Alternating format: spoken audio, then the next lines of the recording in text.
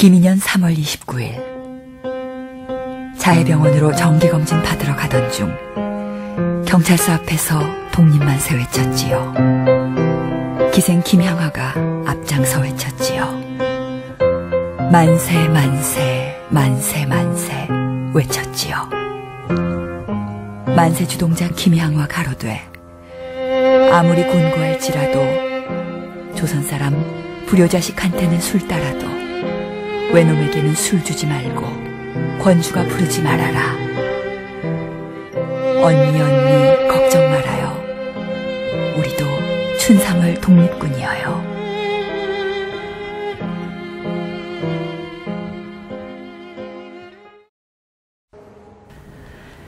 (2008년 11월 7일) 역사의 울림을 조용히 경청하는 심포지엄이 개최됐다. 3.1운동 90주년을 맞아 개최된 수원지역 여성과 3.1운동 학술 심포지엄. 그래서 2000년도에 경기도의 역사적인 여성 인물을 한번 발굴해보면 좋겠다 하는 생각을 했었습니다. 그래서 명성황후, 최용신, 나혜석 등 다양한 인물을 저희가 재조명하는 사업을 했고요. 금년한 심포지엄은 그 수원지역 여성과 3.1운동인데요. 특히 수원지역 여성 중에서도 그 수원 기생들의 3.1운동이 주제가 되겠습니다. 총칼로 무장한 일본 경찰서 앞에서 당당히 대한독립만세를 외친 수원 기생들. 그 얼굴이 최초로 공개된 것이다. 일제강점기 조선총독부의 기관지였던 매일신보 기사를 통해 당시 시위를 주도한 인물이 김향화이고 다른 기생들도 함께 만세를 불렀다는 사실이 역사적으로 증명됐지만 그들의 구체적 이름과 인적 사항은 미지수였다. 그런데 일제시대 수원의 독립운동을 연구해오던 이동근 전문위원에 의해 그동안 안개 속에 가려져 있던 일제강점기 수원 지역에서 3.1운동을 벌인 33인의 수원 기생들의 얼굴과 인적 사항이 무려 90년 만에 빛을 보게 된 것이다. 예, 그 조선미인보감을 통해서 그동안 이제 단편적인 기록으로만 확인을 했던 김향화 등 수원 기생의 모습을 확인할 수가 있어서 그날 참 매우 감격스러워가지고 잠을 못 이룰 정도였습니다.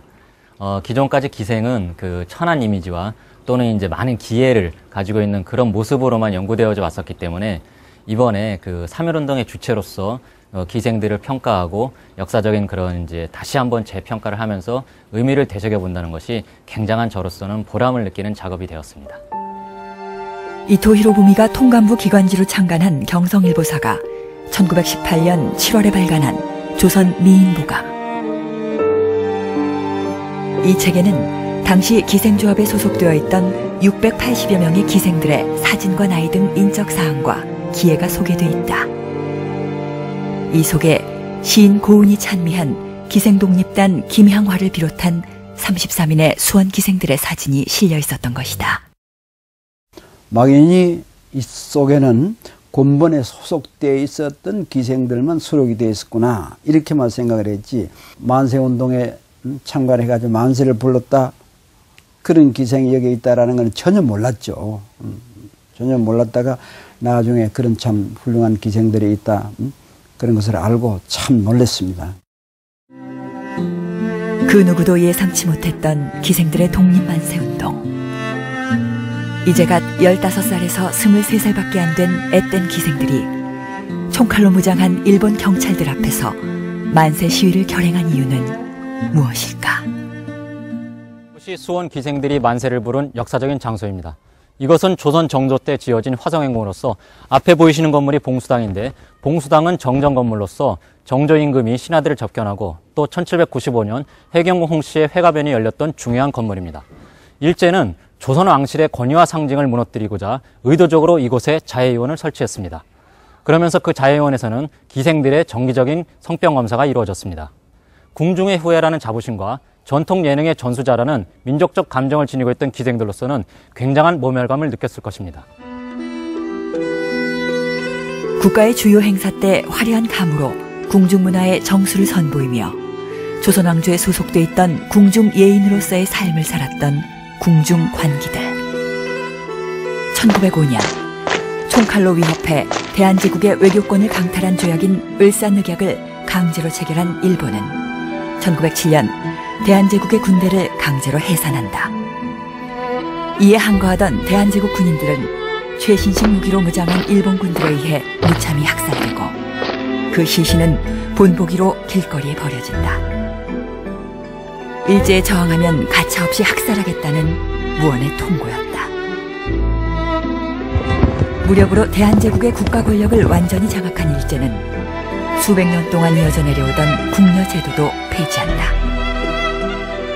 대한제국 황실의 수족을 끊겠다는 의도였는데 하루아침에 삶의 터전을 잃은 궁녀들은 망국의 한을 통곡하며 궁궐 밖으로 내쫓긴다. 이때 관기들도 일제에 의해 함께 내침을 당한다. 슬퍼할 겨를도 없이 갑자기 살 길이 막막해진 관기들에게 일제는 기생조합을 만들면 영업 허가를 내주겠다며 1908년 기생 및 창기 단속령을 발표한다. 이 법령으로 황실 소속의 궁중예인이었던 기생들은 일본 식민지 권력의 감독과 통제를 받는 존재가 된다. 비록 일본의 의도대로 기생조합을 결성하여 영업활동을 해야 하는 신세로 전락했지만 당시 식민지 지배 상황에 대한 기생들의 저항의식을 엿볼 수 있는 자료가 있다. 장한. 일제시대 때 기생들이 직접 글을 쓰고 편집한 국내에서 유일하게 발견된 유일본 잡지이다. 황진이의 후예답게 글솜씨도 뛰어나지만 안에 실린 내용이 범상치가 않다. 나의 생에 비초여 동지 제맥의 고함.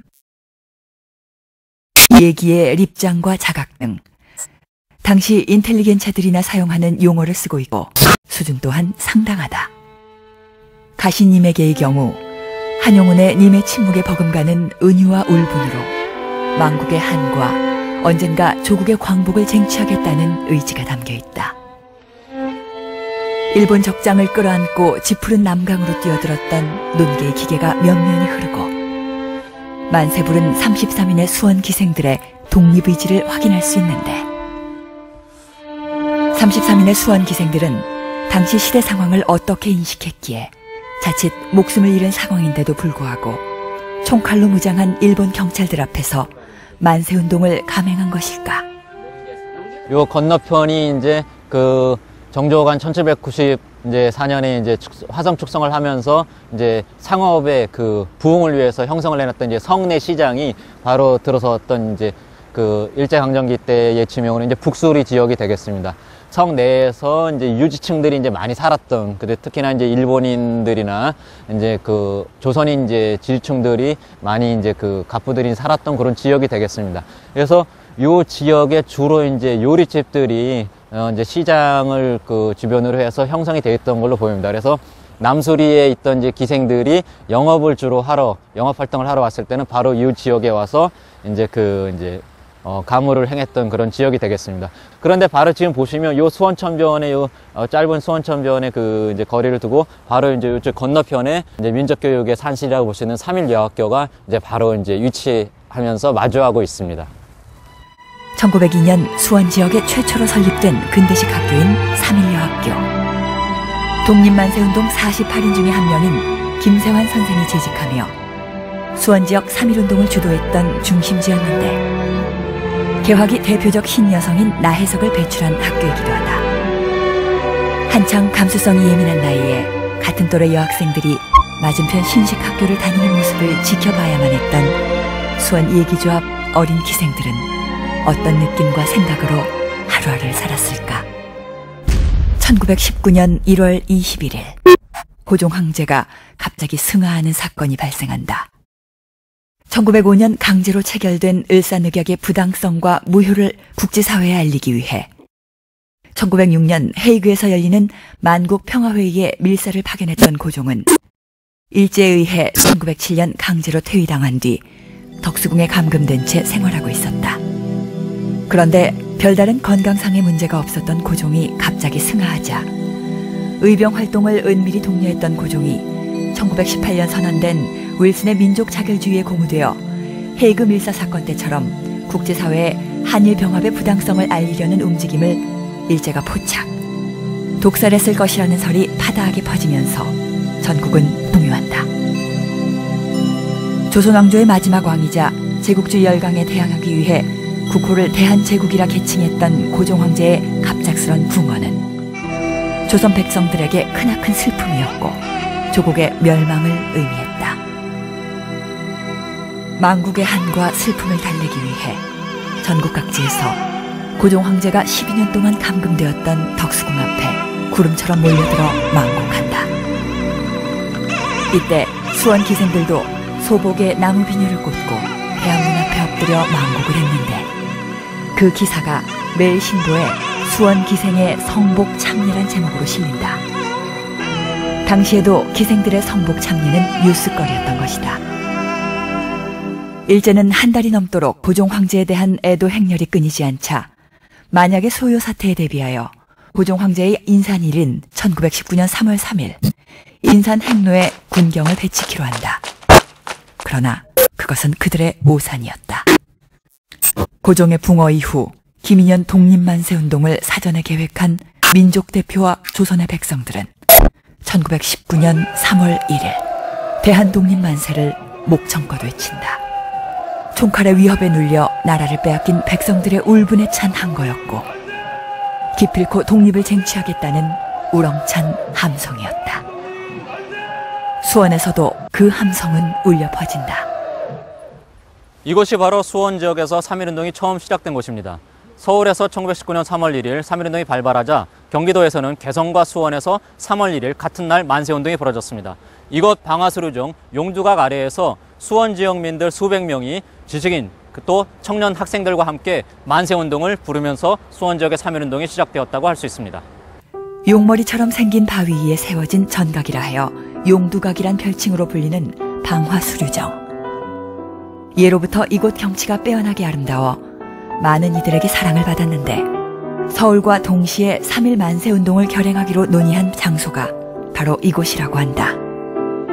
독립만세운동 48인 중 한 명이자 3.1 여학교 교사인 김세환과 수원 상업강습소 강사인 김노적, 박선태의 주도로 수원 지역 학생과 청년 등 수백 명이 용두각 아래 모여 대한독립만세를 서울과 동시에 외친다.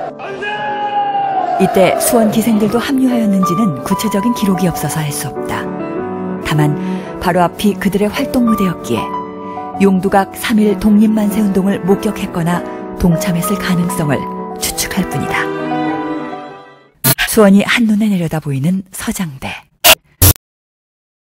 정조가 열망했던 자주 국방국가 건설을 위해 야간 군사훈련을 실시했던 이곳에서도 대한독립만세운동이 뜨겁게 타오른다. 1919년 3월 16일 수원 장날이었다. 많은 사람이 운집한 장날, 연무대에서도 만세의 함성이 울려 퍼진다. 조선시대 최고의 정예부대였던 장용영의 군사훈련장이었던 연무대. 이곳에서 서장대와 동시에 대한독립만세를 외친 수백 명의 수원 군민들은 일제가 강점해서 경찰서와 군총으로 사용하고 있는 화성행궁을 향해 돌진한다.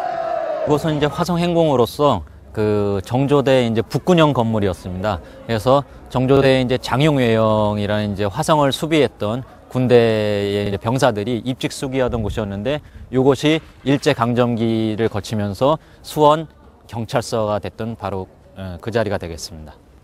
정조대왕이 실현코자 했던 완벽한 이상국가의 틀을 체계적으로 세웠던 핵심 공간인 화성행궁. 그런데 일제는 이곳을 강제로 점거해 수원 지역을 일제 식민지 지배체제로 강압하고 통치할 군청과 경찰서 건물로 사용한다. 대규모 무력을 동원, 한일병합이라는 미명하에 대한제국의 자주권을 강탈, 일본 제국주의의 식민지로 종속시키던 해인 1910년. 일제는 정조대왕의 혼이 깃든 화성행궁도 점령한다. 정조대왕의 위패와 어진을 모셔놓은 사당인 화령전. 일제는 신성한 이곳에 온갖 병균을 다루는 자해의원을 설치한다. 격분한 수원 국민들의 항의가 빗발치자 일제는 정조가 진무를 보던 화성행궁의 정전 건물인 봉수당으로 자해의원을 이전한다. 연이은 훼손이고 우리 민족의 국가적 정통성을 붕괴시키겠다는 불순한 의도였다. 정조대왕이 펼친 이상정치의 상징인 낭남헌. 조선시대 최고의 개혁군주인 정조대왕이 직접 수원 지역의 우수한 인재를 선발 등용키 위해 과거 시험을 치룬 역사적 장소인데, 일제는 이곳에 수원 지역을 식민지 지배체제로 종속시키기 위한 식민 통치기구인 군청을 설치한다. 군청 바로 앞에는 일제 식민 통치기구를 호위할 경찰서와 수비대를 설치한다. 그리고 조선시대 군무를 맡아보던 관아인 이하에는 일제에 저항하는 조선 백성들을 재판할 경성지방법원 수원지청을 설치한다. 우리의 전통 국가 통치기구를 상징하는 건물들에 일제 식민정책을 집행할 각 행정기관을 완벽하게 이식한 일제는 조선에 대한 효과적인 착취구조를 강화하기 위해 대대적인 일본인 이주 정책을 실시한다. 이로 인해 조선인들의 상권과 경제권이 대거 밀려든 일본인들에 의해 잠식당하는데 수원도 예외는 아니었다. 지금 보시는 이 도로는 그 수원역에서부터 그 수원 성내까지 쭉 이어지는 새로운 신장로가 이제 만들어지게 되는데, 이 신장로를 중심으로 많은 일본인들이 거주를 하게 됩니다. 향교 뒤로 그 일본인들을 위한 신사가 만들어지면서 완벽한 일본인들의 어떤 상징화했던 모든 거리와 상권, 민족적 정기마저 침탈당한 수원 백성들은 1919년 3월 1일 전국 방방곡곡에서 만세의 함성이 울려 퍼지자 수원 국민의 민족적 자부심의 상징인 화성 행궁을 장악한 일제를 몰아내기 위해 떨쳐 일어선다. 1919년 3월 16일 서장대와 연무대에서 대한독립 만세를 부르며 강한 독립의지를 다지한 수백 명의 수원 국민들이 화성 행궁 앞 종로거리로 돌진하자 당황한 일제는 총칼로 무장한 경찰들과 수비대를 출동시켜 시위대를 무자비하게 진압한다. 이때 일제에게 체포된 시위 주모자들과 참가자들은 일제가 개발한 갖은 고문덕으로 견디기 힘든 참혹한 고문을 당한다. 그러나 만세의 불길은 꺼지지 않고 계속 타오른다. 1919년 3월 23일 수원역 앞에서 700여 명의 농민들이 만세 시위를 감행한다. 일제가 한반도를 병참기지로 활용하기 위해 러일 전쟁이 한창이던 1905년 1월 1일 경부선 철도를 서둘러 개통한 뒤 한반도의 물자와 식량을 대거 강탈해 간 것에 대한 항거였다. 지금 보시는 곳이 충만제가 되겠습니다. 충만제는 정조대 그 화성성역과 함께 새로운 근대 농업의 실험과 둔정 경영을 위해서 만들어진 농업개혁의 산물입니다. 일제는 1906년 바로 이곳에 권원모범장을 설치하게 됐습니다. 이 주변의 둔전의 국유지가 그 일본 대지주 회사 싼값에 불화가 되어서 이제 수원의 소작농들이 일제 그 지주회사의 소작인으로서 고용당하면서 경제 침탈의 대상이 되어가는 그런 식민지의 아픔이 있는 곳입니다.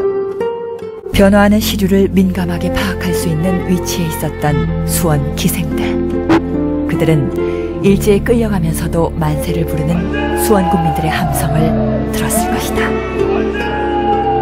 1919년 3월 29일 그들은 일본 기병이 지키고 서 있는 봉수당 앞에서 사전에 집단 결의한 행동을 감행한다.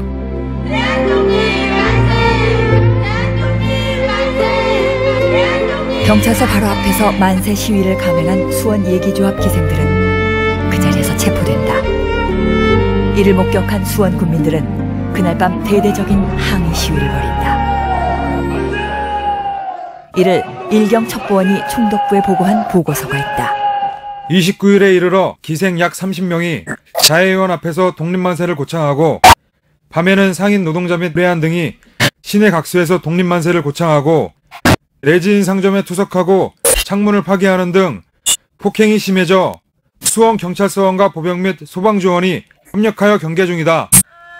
동료 기생들 30여 명을 이끌고 일본 경찰서 앞에서 만세를 선창한 김향화는 현장에서 주동자로 체포되어 일제 경찰서에 끌려가 대나무 꼬챙이로 손끝이 찔린 등의 극악한 고문을 받는다.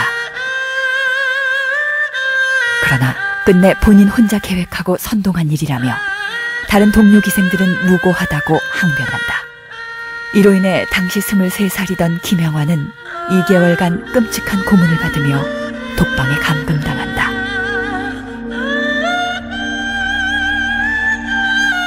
그로부터 약 3개월 뒤, 당시 총독부 기관지였던 매일신보에 김영화의 공판 기사가 실린다. 수원기생 김영화는 기왕 소요시에 태극기를 들고 여러 기생들을 데리고 경찰서 문 앞에서 만세를 불렀는데, 그 후 경찰서에 검거되어 취조를 마치고 경성지방법원 수원지청 검사분국으로 넘긴 바 보안법 위반으로 징역 6개월의 공판을 언도하였는데 방청석에 사람이 가득하였더라. 기생들의 만세 시위가 수원에서 있은 다음 날인 1919년 3월 30일, 당시 수원군에 속해 있던 발안장터에서 대한독립 만사가 울려 퍼진다.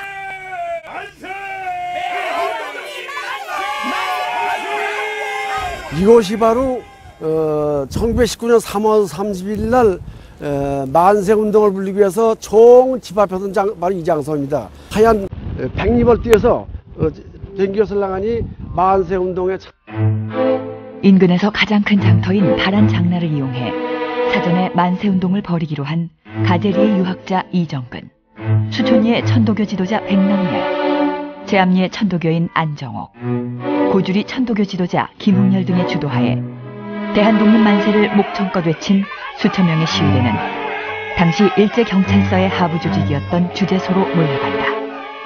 총칼로 무장해서 조국을 강탈해간 일제의 상징적 기관이었기 때문이다. 수천 명의 시위대가 몰려들자 당황한 일제는 시위대를 향해 총을 발사한다.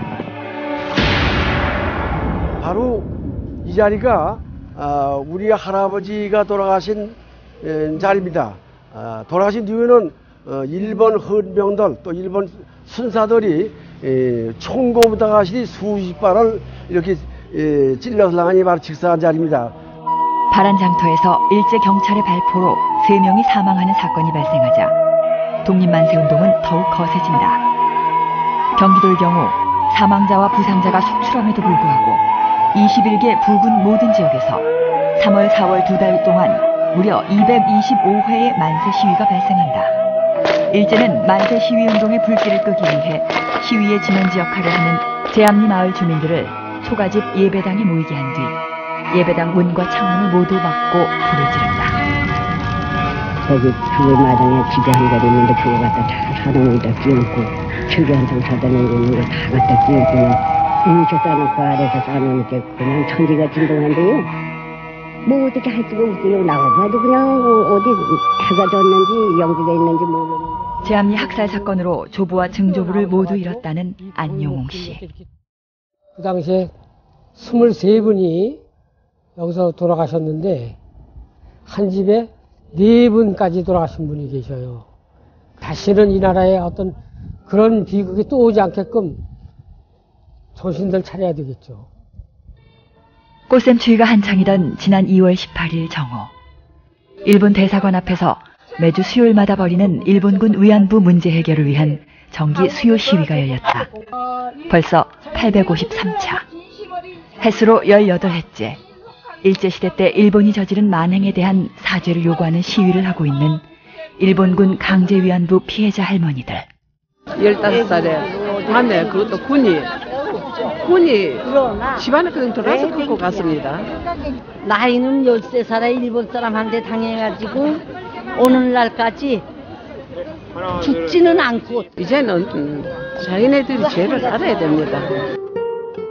13, 15살의 순결한 어린 소녀들을 강제로 끌고 가 세상에서 가장 악랄한 전쟁 범죄를 저지른 일본 제국주의. 그러나 아직도 부끄러운 줄 모르고 묵묵부답이다. 요지부동인 일본 정부를 상대로 외롭게 싸우고 있는 할머니들을 응원하기 위해 온 학생들과 시민들. 마음이 너무 아프죠. 할머니들 수가 점점 줄어들고 계세요. 그거 할머니들이 돌아가시기 전에 그냥 행복하게 눈 감을 수 있는 그 정도만 됐으면 좋겠어요. 할머니들이 돌아가시기 전에 일본 정부가 과거의 역사적 과오를 인정하고 진심으로 할머니들에게 사죄하기를 바라는 학생들. 그들과 한 목소리로 일본 정부의 사죄를 요구하는 외국인들. I was very surprised. So I hope the world takes on this issue and puts pressure on Japan to apologize and pay. 얼마나 더 오랫동안 기다려야 할까? 용서를 구해야 할 상대가 모두 쓰러진 뒤에야 잘못을 깨달을까? 소녀에서 꼬부랑 할머니가 된 일본군 위안부 피해자 할머니들은 그들이 때늦은 후회를 하지 않기를 바랄 뿐이다. 후세가 원하는 건 그저 나라가 튼튼해서 앞으로 남의 나라인데 넘보이지 않고 정말로 대한민국의 굳센 아들, 딸들이 돼달라는 거죠. 그거예요.